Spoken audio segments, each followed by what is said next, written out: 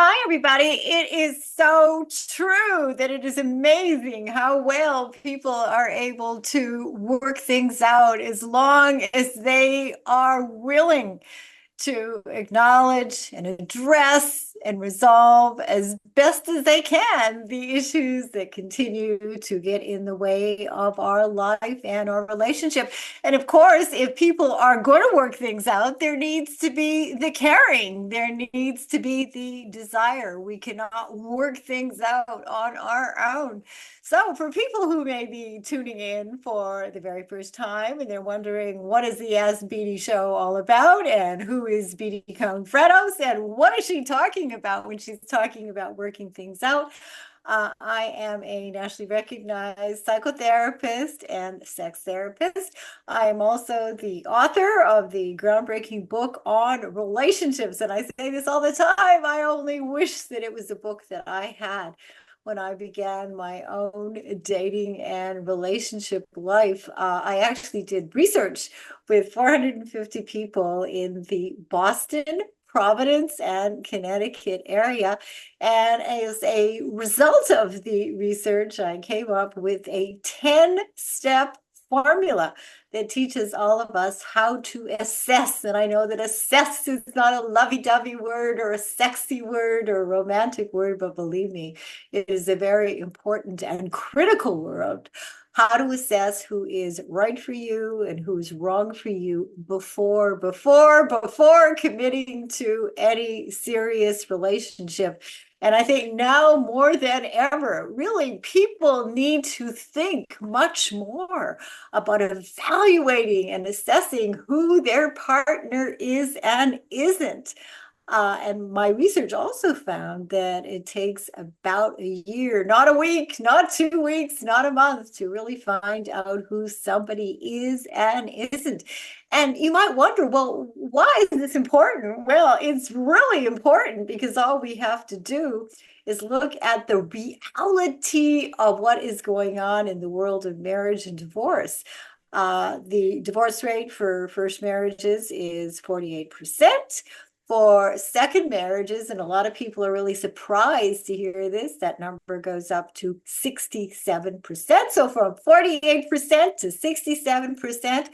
And what about third marriages? Well, the divorce rate for third marriages happens to be 71, 72%. So what is it that is really going on?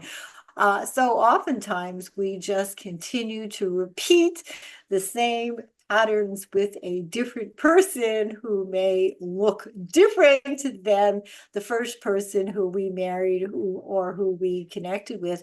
And let's not forget, of course, the domestic violence statistics. We're still looking at 3 women who are being murdered every single day by their so-called intimate partner. So what's really kind of amazing to me is that with all of the self-help books and therapists and love coaches and so much talk about mental health, we continue to really be in a downward spiral. And I have identified 3 things. I've been a psychotherapist now, and I keep saying this, I can hardly believe it, for over 35 years. I have a private practice in New York City and also in East Hampton. And what I have found is that there are 3 things, and people will say there's just 3 things. Well, yes, there are 3 things.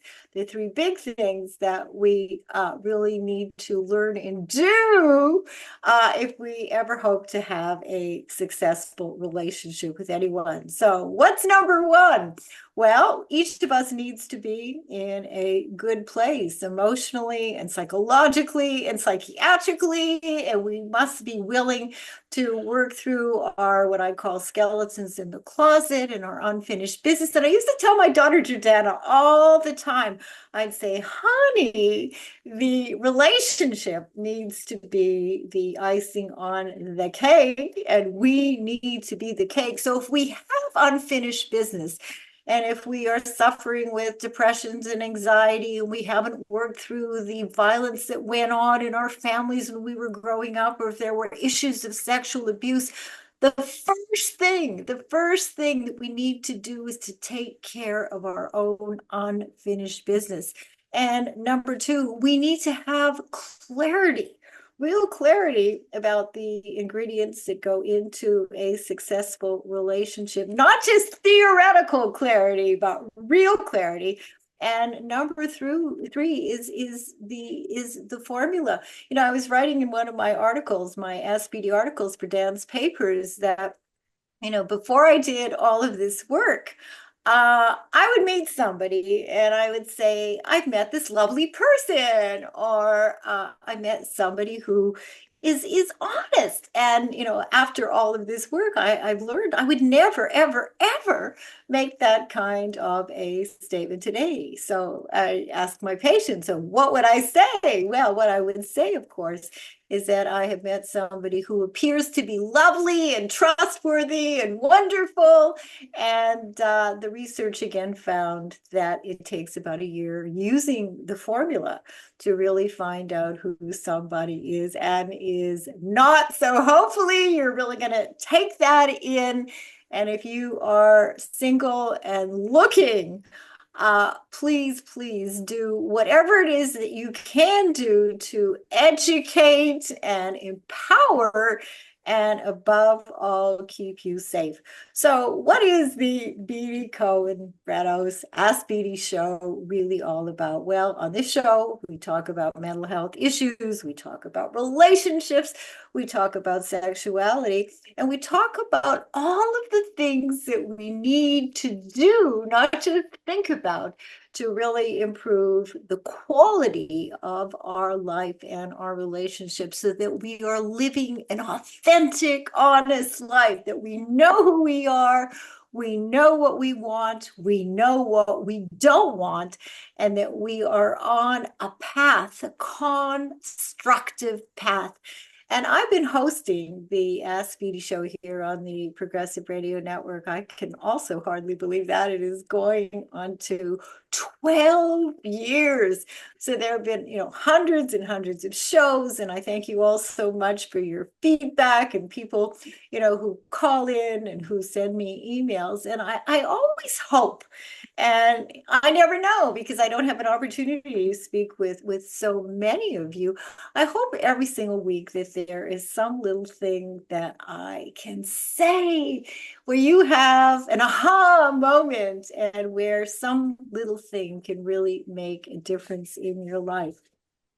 Well, I have my weekly homework before I am going to be introducing my guest. I have a weekly assignment that I give you every single week. And it's an assignment so that you can really look inwards and see where you are at. And of course, the first area is your mental health, and how are you doing?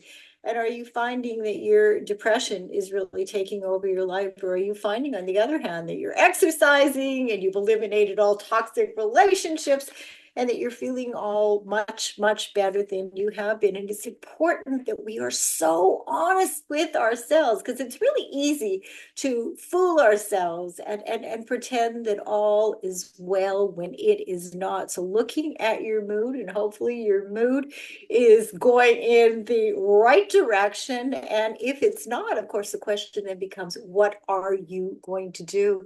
And the other thing that I hope that I've convinced you is that we do not need to navigate the ups and downs of life on our own. And sometimes the very best thing that you can do is reach out and get some really good professional help. And of course, in the area of your relationships, and we're going to be talking about relationships, I have an amazing guest who I'm going to be introducing in a couple of minutes. How are your relationships going? Do you have people in your life, positive, loving people? And I have a zero toxicity policy, because a little bit of poison can really ultimately kill us in one way or another. So looking at your relationships, hopefully things are going well. And if they're not, it's so important. It's so important, even though it's difficult, that you are going to be willing to deal with the underlying issues.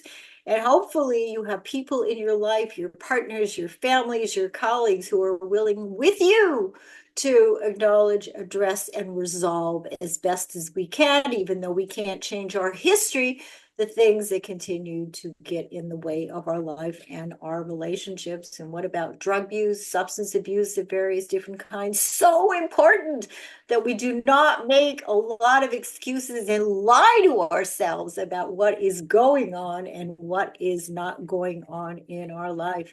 And of course, with our physical health, and there's so much talk about exercise and eating well.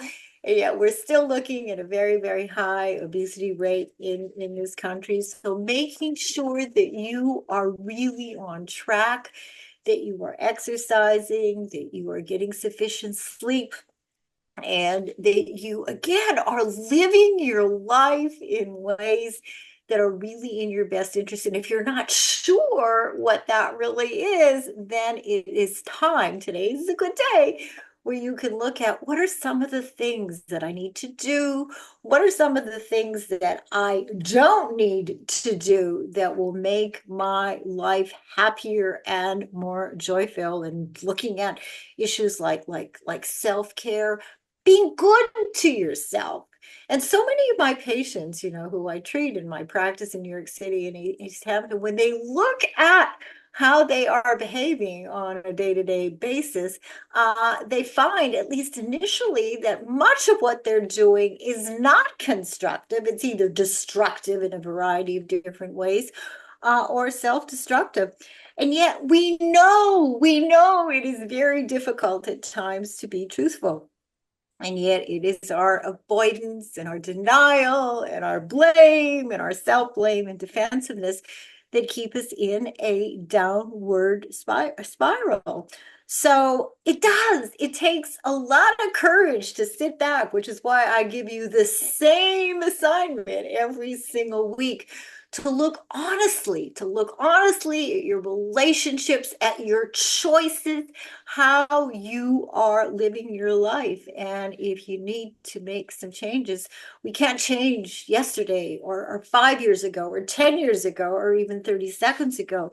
But what we can do today is make some decisions, with help, without help, that we are going to get ourselves on a better, more constructive, happier, and joyful path.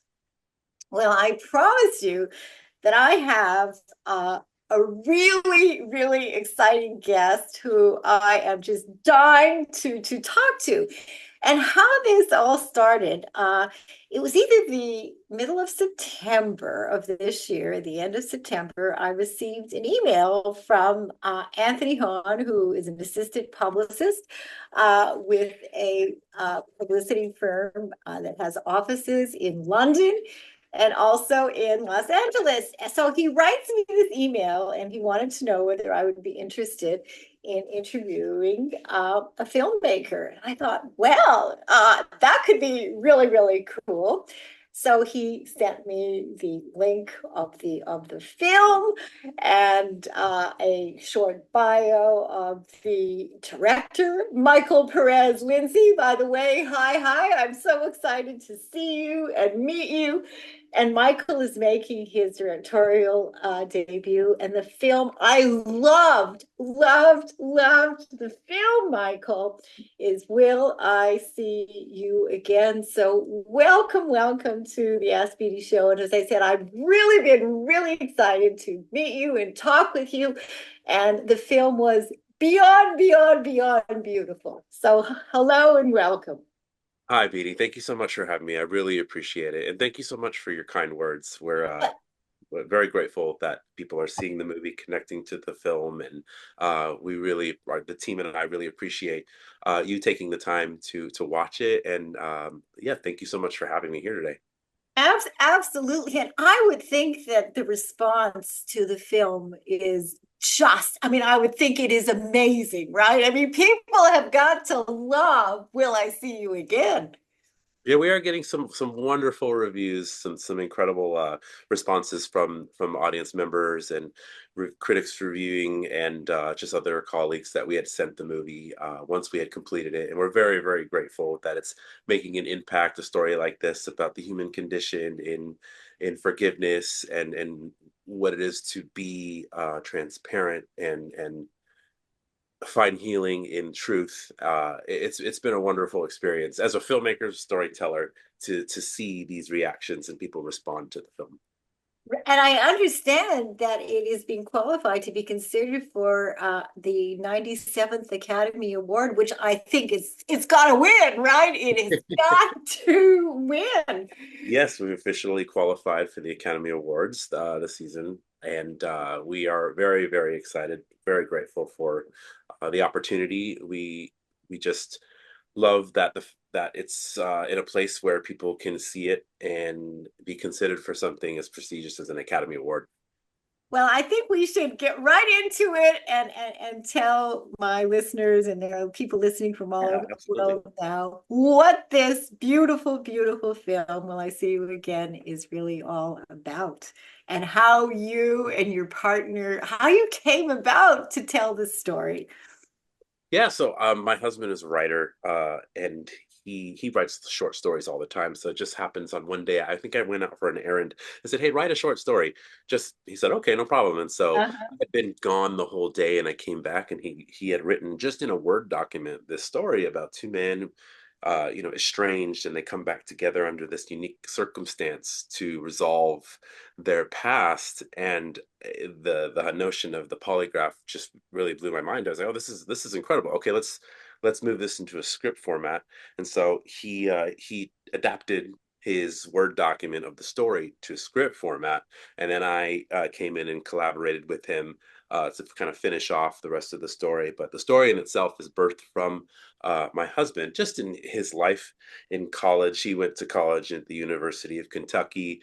I Uh-huh. went to school out here, but it's a culmination of uh, different walks of life of people that we know. They're fictional characters, but they represent people that, people and stories.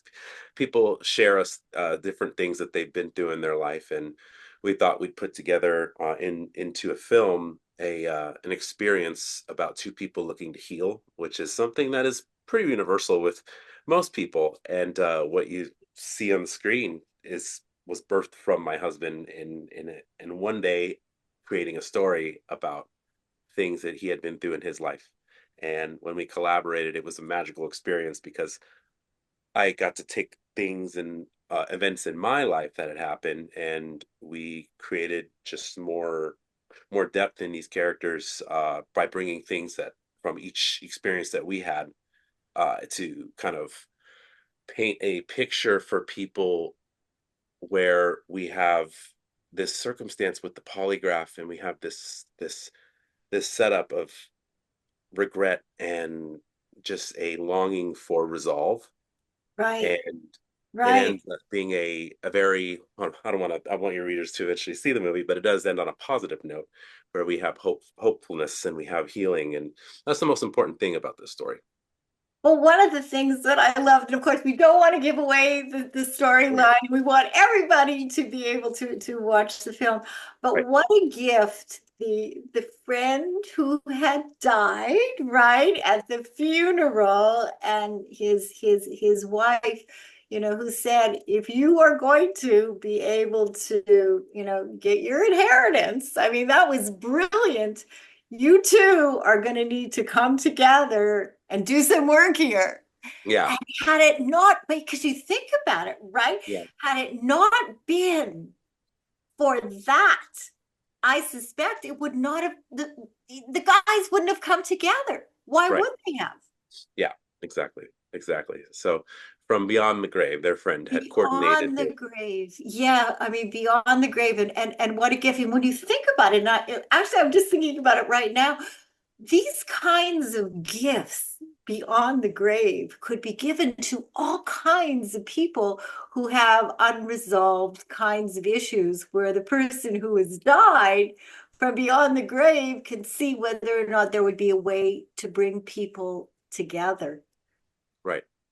So Right. maybe inheritances, maybe instead of people just getting their inheritances, maybe there should be some stipulations. It's an You know, interesting notion for sure, and that's one of the things that drew me to the story. I said, "Oh, this is uh, very unique."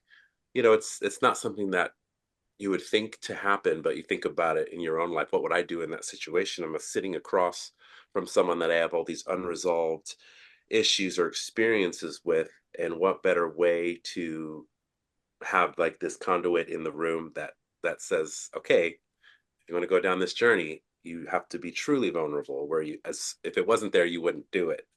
exactly. I'm an advice columnist for some magazines, and one of my most recent columns was on estrangement. And the response, Michael, it was unbelievable because 1 in 4 adult children happen to be estranged from their parents. And of course, it's not just an adult children, parent kind of a thing where people, it seems instead of trying to work things out and come together or have facilitators either beyond the grave or, in life, trying to bring people together. I mean, it is happening less and less, as Yeah. I'm sure you see and in your own circumstances. Yeah, It's mental health is a pillar of the human experience, and making sure that you're taking care of your mind just as much as your body is so important. And yeah, it's very common for people to have some type of person in their life or experience where they're estranged to someone who once was significant, whether it's family related or not. And it right. is back to the story of what this is. It's a commentary on that, because what would you do if you're put in a position or an opportunity where even someone from beyond the grave sets it up, and you have this opportunity to say the things that you would have never said. um, it's a it's an interesting look at honesty and truth, and it's really about what can we do to give people hope that it is possible to reconnect with someone. Right. Most of the time, when we have unresolved issues deep down, we probably do want to reconnect with the person. It's just to communicate the things that we just couldn't do at whatever time period it was. Exactly. And what I find too is that people don't oftentimes have they may have the desire, and I mean, they may not consciously be aware of it, but trying to work things out is something I think that most people would want to do, but they may not know how to do it. They may not have the words. They may not have the skill. They may find that their pride is really kind of getting in the way, and then life goes by, and then we have all these regrets Right. in not at least trying to acknowledge, address, and resolve as best as we can the things that get in the way of our life and our relationships. And the at the church, of course, there was this, and I watched the film twice. I could have probably watched it even more than twice, because I liked it so much. I mean, one of the characters, and by the way, the actors, I don't know where you found them. They were incredible. Where did you find them, by the way? So we brought on a casting director, Tina Becker. Uh-huh. She's very, very experienced, seasoned casting director, and so we had basically given her the character breakdown. So this is what they physically look like. These are Right. this is their energy level, and just how they, so she's able to read our breakdown and know the type of actor that we would be looking for. So she has a network of actors that she knows, and so she was Yeah. able to secure us these phenomenal talents, such as Mhm. Jose Sanchez, who plays Max, Yes. Nick Wexler, who plays Paul, Naomi Wally.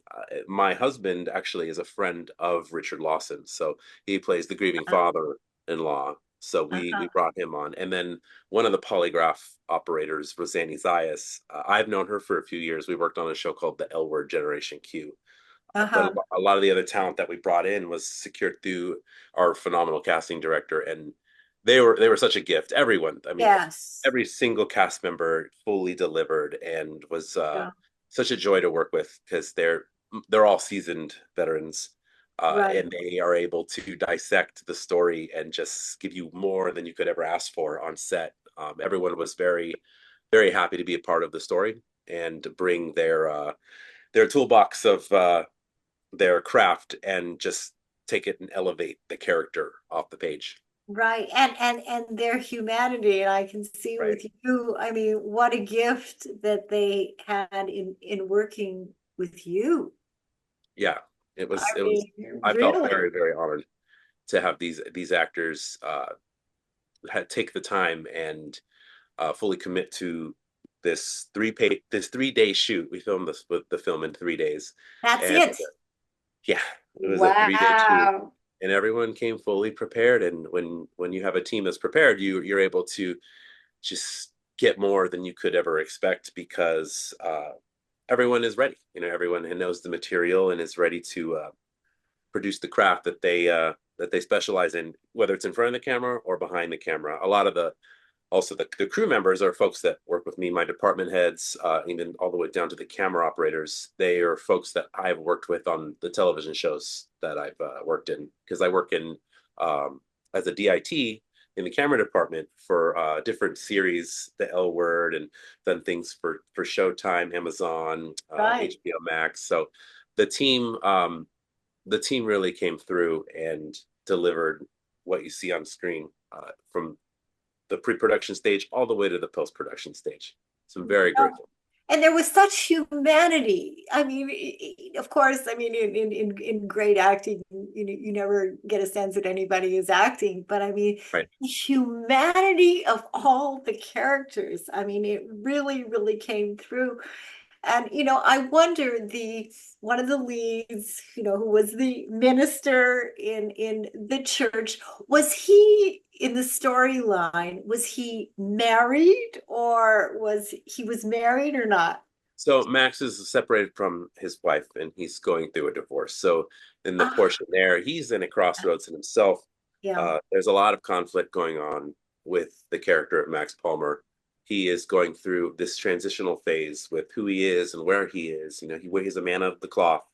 So he has right, this position that is expects certain things from him. So it's not just the fact that he is questioning who he chooses to love or who he's interested in, but the fact that he is in this space where the pastor doesn't get divorced. The pastor upholds all these right, expectations right. for the congregation. And so yeah, in this moment he's at a crossroads, and this is before we get to the tell all moment in the film. So yes, he is currently in the story. He is separated from his wife and is actively looking to is getting divorced. Uh-huh. And the two of them had had no contact over many, many years. Is that No, 20 years, yeah, that'd be a 20-year. 20 years? Correct. Really? So, I mean, it would probably be safe to say that had the third friend not died and had the wife not been at the funeral, that this probably, I mean, talk about a stroke of luck, for the characters, that this actually happened, Right. right? Yeah, it was all coordinated. So their late friend used his time very wisely, and in his way of this parting gift was to find some resolve, even though he wouldn't be there. Hence, from beyond the grave. And so, knowing his each of his friends would need the little push of encouragement, coordinated this unique event to Right, happen. And yeah, it's the title of the movie, "Will I See You Again?" It means that question. It speaks on different levels, different layers. Will I see you again? Meaning not just the loss of a friend, whether it be through death or estrangement, but just would I see myself, as it refers to Max Palmer, who he was in college, as it alludes to their past when he's speaking to his late friend's wife. She brings up, oh, Max, and maybe in college, and back then it's been a while. And so it's a really a matter of a few different versions of how will I see you? Will I see myself? Will I see you? And as in regards to Claire, her husband, will I see you again? So the title in itself has many meanings in regards to that question. right. And of course, one of my biggest questions, because I like to have this happily ever after ending, right? So Yeah. at the end, I'm wondering, are they going to get together? Are they going to see each other again? And of course, that's a question mark. Yeah, that is a question mark.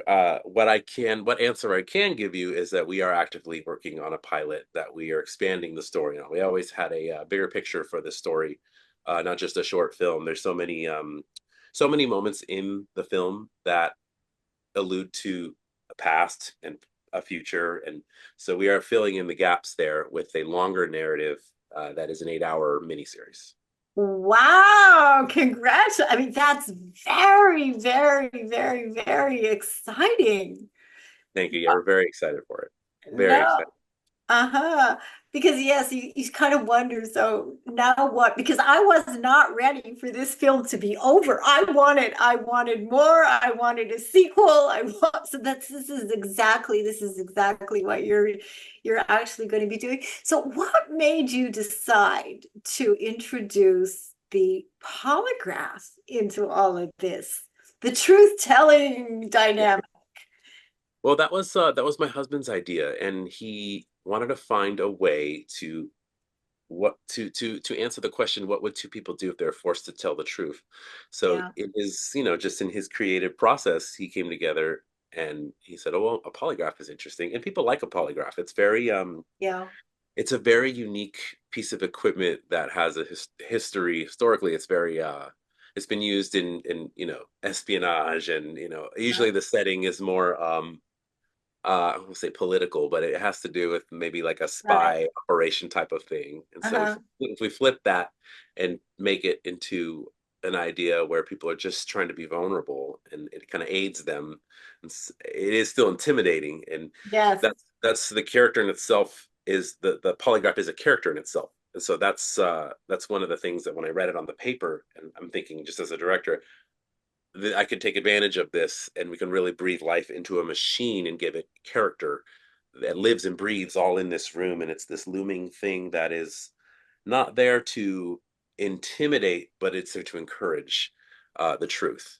And obviously, with the set of circumstances in the room, in the scene, it delivers that. But that in itself, the idea of a polygraph, I couldn't think of a movie or a television show that had done that with a polygraph for two people who are willingly going in to discover Right. things about themselves, because they discover things across from from each other, but Right. they also are able to heal and discover within.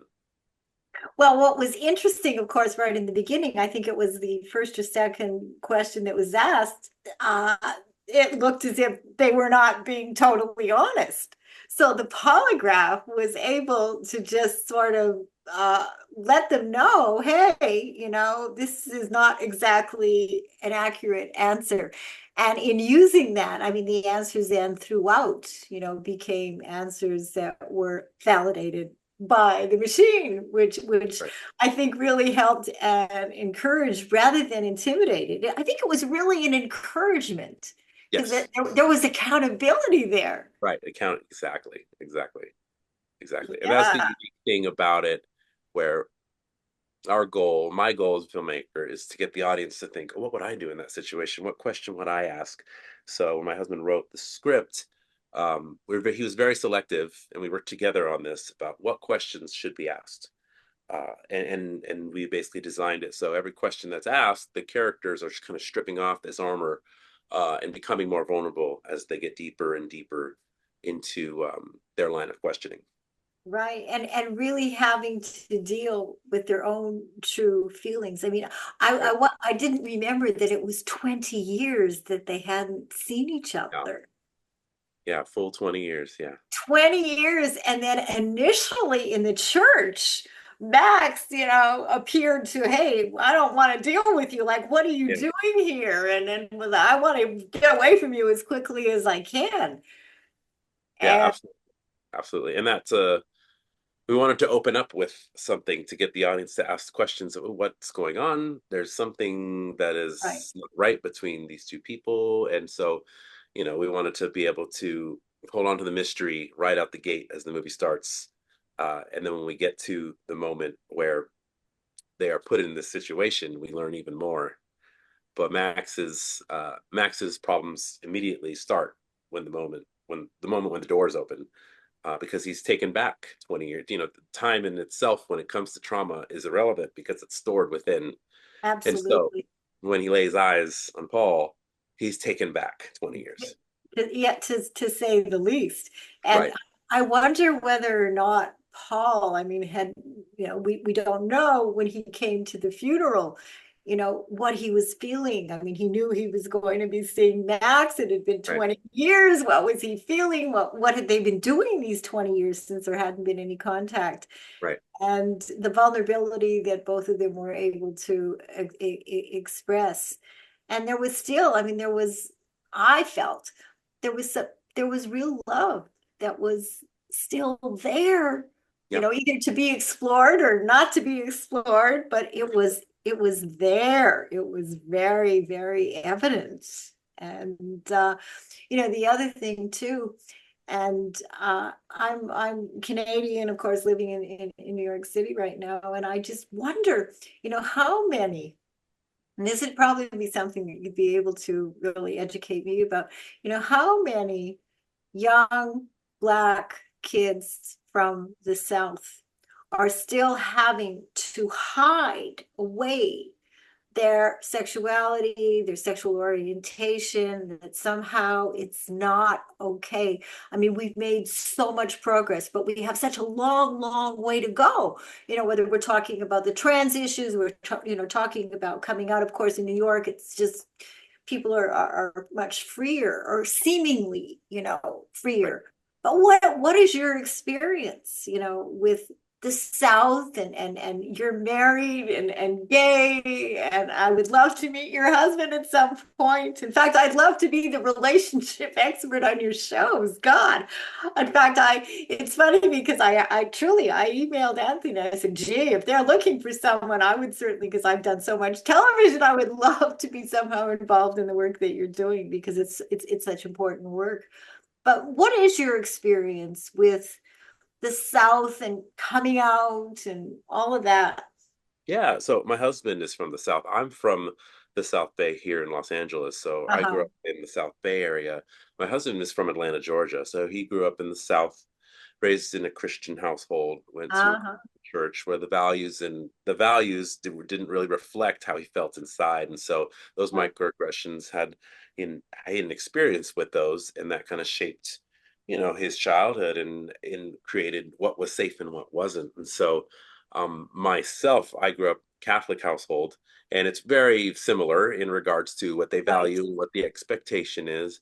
And my experience, I didn't come out until my early 20s. Really? So yeah, so that Oh, itself was, everyone has a different journey, a different path. There's no time limit or expectation. It's all based on when you feel you are comfortable to accept yourself, and hence those you would communicate to and get that, hopefully a positive response. But my husband and I, we began dating in 2015, so we've uh, been together for quite some time. We've been married since 2017. uh-huh. So we he moved out here from Atlanta, but we've been together. And this is Los Angeles, so Los Right. Angeles is much more liberal uh of a state than some others. And out here, in the Hollywood area, the West Hollywood area, you're more comfortable, you're more free to feel Right. like you can be yourself. Right. And luckily we come from households that are more accepting. Our parents are more they're very liberal in regards to how they feel about same-sex marriage and in LGBTQI rights, that Uh-huh. kind of thing. Uh-huh. So we're very fortunate in regards to that personal aspect to our experience in coming out and being who we are, queer folk. And we wanted to tell a story that that represented some pieces of us, and where on screen you don't really see that too often in terms Right. of the Right. type of character arc, the character types that we see in our short film. They don't get too much screen time in mainstream media, or on different platforms that what we all know: Prime, Amazon, Right. Netflix. Right. And Right. we wanted to introduce these characters and give them a reflection, because a reflection of what they look like in society.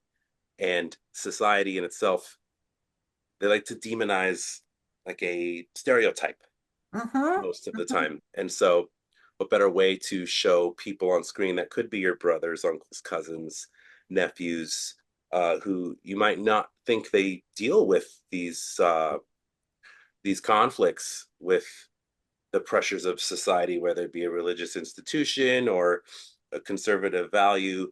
But there are folks that look like Max Palmer and Paul Jensen, and Yes.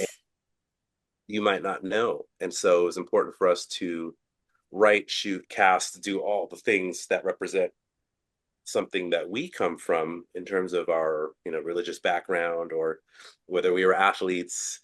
There are people who do exist that deal with these type of conflicts, and so that was a keystone to this movie, is to show another side of what someone who's queer could look like, sound like, what their profession could be. Right. I was just thinking, one of the things that's so great is that I didn't come with a lot of prepared questions. I mean, I loved it so much, and I felt that we would be able to have this very easy interaction, which of course we're doing. But one of the things that when I began my career in Montreal, I started off as a school social worker in the inner city Mm-hmm. schools, and then I was one of the directors of the Greater Montreal School Social Services program, and now I do some consulting in high schools. I mean, I think that this would be like the perfect, film for the schools to bring into the high school. We wouldn't, necessarily want to do it in elementary school, Right. where you be able to, tap in to issues that maybe aren't being discussed, and even Right. more importantly, to give the kids permission to be who they are, Right. whatever that means. And this is like, a big film. It's a Hollywood film, and hopefully it's going to be an Academy Award winning film. But the content is so important, not just, for us as, adults, but for the Right. kids to be able to experience, right? The dilemma, Yeah. the real dilemma that I suspect that many, many adolescents feel, as they are growing up. And to be able to have schools and teachers. I mean, here in New York, people tend to be a little bit more liberal, but not as liberal as one might think. Mm-hmm. In talking about a lot of things, including, relationships. But this would be, I mean, I don't know whether you've, thought about this, but I mean, this would be wonderful, Yeah, that would be wonderful for it to get to, especially the group of adolescents that yes, not necessarily dealing with anything conflicts of sexual orientation, but just to observe two human beings being vulnerable, to look at what the film and the story is commenting on in terms of honesty and truth and right, regret and loss. These are all elements of the film that are universal for the human experience, especially for young people to see two people deal with loss, and to deal with loss within themselves, and then obviously loss of a friend. But the story in itself is, we've gotten a lot of feedback from folks that are maybe that they don't identify as queer, and um, a lot of them had said that it just makes you think about life and relationships in general. But I think it would be a very positive thing for young adults, to see a story that it might impact them on a personal level, because if they are looking at themselves and questioning, who they choose to love, then that would help them, shed light on life is possible to be your authentic self. But then I think for universally for everyone, it's we all deal with regret, and we all deal with loss and being vulnerable, and that's like the main characteristic of a story, is to examine what it would be to be truthful and honest, even if there's been time and something unresolved. right. Because I think so many people, maybe the majority of people, aren't sure or don't deal with, what I call their skeletons in the closet and their Yeah, unfinished business. right, And what I found, with patients that I treat, that so often, if not maybe almost all the time, it is the unfinished business, typically beginning in our own family of origin, that gets in the way of today. And you don't right. quite, make that equation, but it's true. And this is where Mhm. in the film, they, the two of them, were brought together. They had a lot of unfinished business. And how wonderful for people to see, whether it was a queer issue, a trans issue, any issue, Right, that the art of communication and the art of conversation, which is which I find is just so lost for so right, many people. We don't talk to each other. right. We don't. Yeah. The in the advent of technology and social media, we've become used to being behind a keyboard, and the Right. idea of being vulnerable face to face is very, very frightening for a lot of people. But having uncomfortable conversations almost seems impossible for a lot of people because we're conditioned to be behind a screen and behind a keyboard. And that's part of what this film comments on is what it is to just be present physically, sit across from someone, and Yes. be truly vulnerable, not only with them, but with yourself. Obviously, the complexities of a polygraph and the loss and the circumstance are unique to the film, but it's to get the audience to think, what would I do in that situation? If it's been 20 years and we have these unresolved issues, what would I ask? What would I say? And I think the strongest stories that I grew up watching and that I admire are ones that get the audience to see a new perspective, uh, walk in the shoes of another character, and really empathize. Right, right. So it sounds like you've got so much going on. So you say this sequel. When are we going to be able to see the sequel? Well, hopefully in the near future, we are finishing up the pilot script and going to be working on the rest of the narrative. We're looking at about an 8 hour, 1 hour episode, but we'll have eight, so it'll be a mini series. So hopefully sometime in the near future, we have a couple other projects that we're working on together, my husband and I. It's so exciting, and you look so excited and so happy. And obviously, we're very lucky, and I feel that way too, that we're able to live our passion. I mean, how many Yeah, people get to, in quotes, work, but yet you feel that it's a passion of love, and it and is. and It that is. it's not, I mean, sometimes it's a grind, but it doesn't really Oh yeah. feel like a grind because You do work. It's not if you love what you do, you never work a day. You work hard, you do.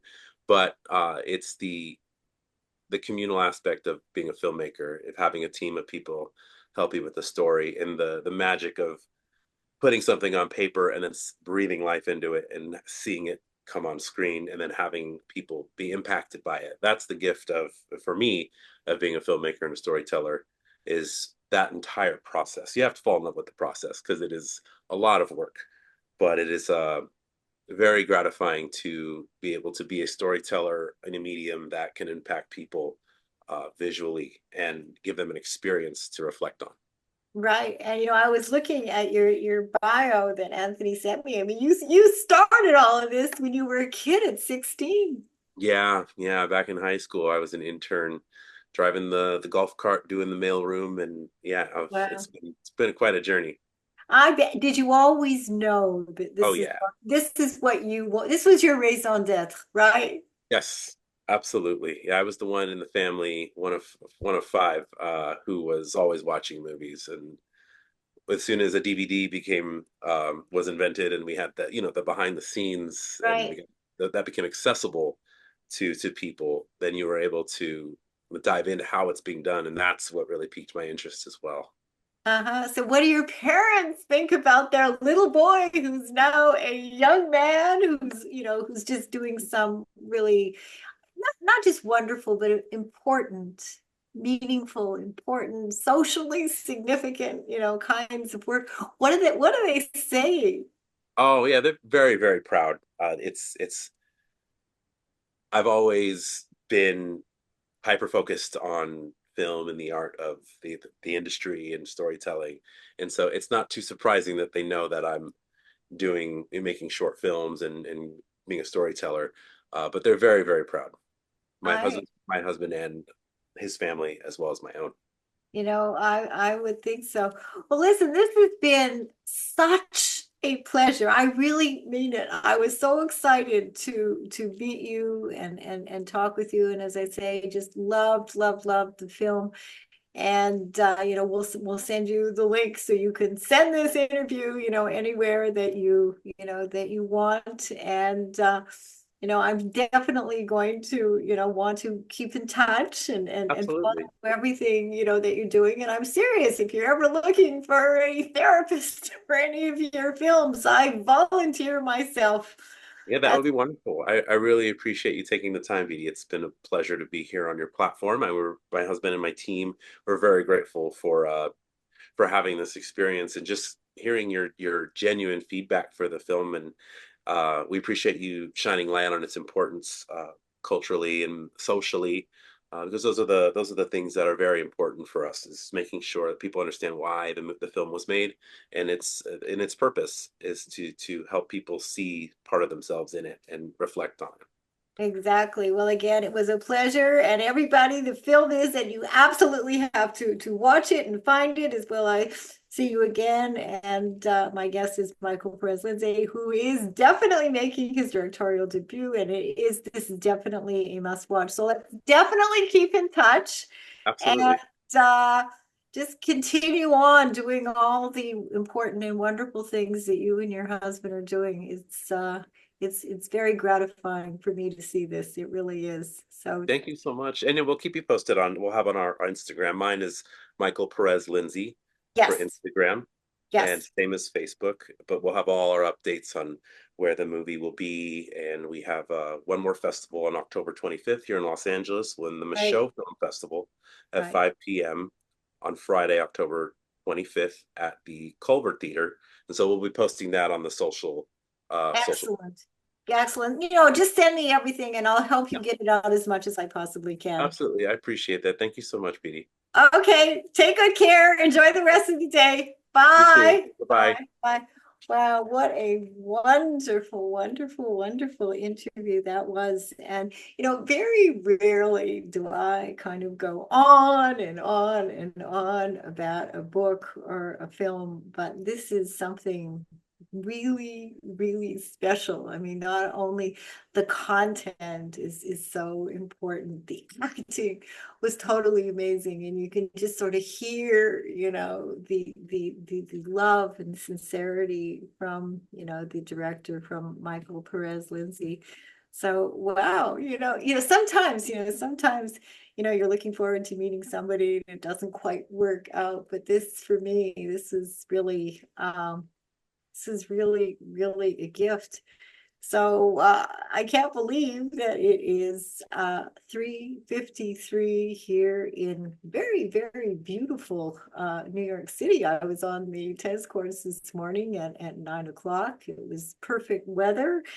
And my days are always filled with writing columns and seeing patients.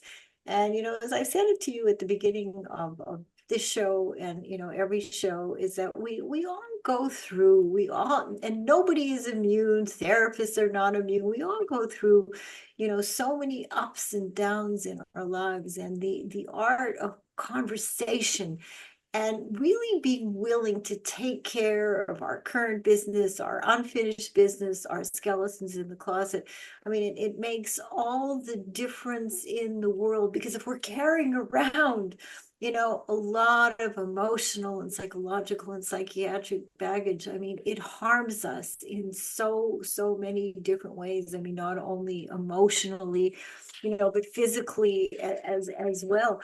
And I think that, what Michael and I, we were talking about, is that that's not just hide behind our screens.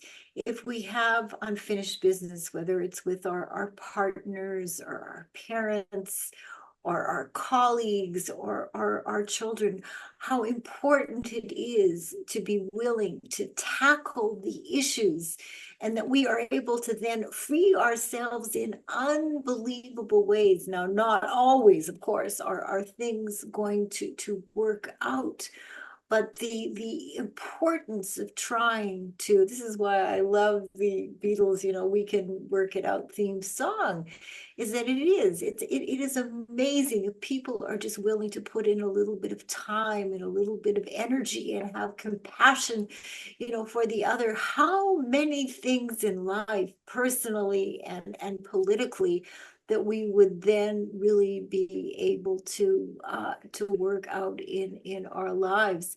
And it is our avoidance and our denial and our defensiveness and our blame and self-blame. It kind of keeps the spiral going downwards rather than finding ways to be able to really, really, move forward. So, I'm hoping that this interview that was inspirational, it certainly was, for me, in a variety of different ways. I mean, just think about this. Do you have anybody in your life, whether it's a friend or a former lover or a parent or anyone, where you have unfinished business, where things may have ended, but they ended because there was not an effort to communicate, and there was not an effort to be willing to try to work things out and come up with a win-win resolution. And I know that years ago, and I'm trying to remember who it was, there was somebody that I had some unfinished business with. It was an old girlfriend of mine, and hadn't talked to her in maybe 25 years. But there were things that happened, and there were things that were said that continued to bother me. And I remember I was really, really nervous about picking up the phone. And I had some apologies that I needed to make for things that I did and things that I said. And I mean, it didn't end up that we were going to become, best friends again, but I know that she was very, very appreciative of my having said that I was sorry, and at least in my attempts to try to make some amends for hurting her. And it certainly helped to free me. So think about it. If there's anybody that you need to, or you're thinking about contacting, where you do have some unfinished business, I mean, today could be the day.